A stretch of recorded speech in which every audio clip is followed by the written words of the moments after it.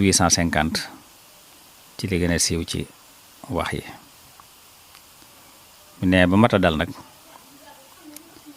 waajuram da ko jébbal nijaaram sëriñ Mbusoobe. sëriñ Mbusoobe moo soxna jaar ñoo bokk ndey ak baay.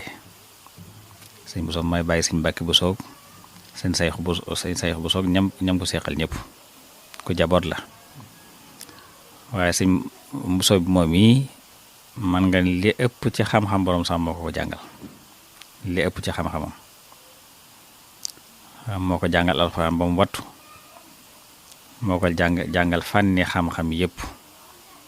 xëy na ña ko carax daal bëriwul xanaa bi ñu demee Saalum daal nga xam ne ci xare bi Maba Jaxu woote woon nga xam ne dafa woon mboolem sëriñ si Sénégal yëpp ñu wuyu si ko ngir mu dox seen digganteeg buur yi aar leen waaye ñu jàppale ko ci xare bi muy xare ci lislaam ba magee réew mi ñëpp demoon.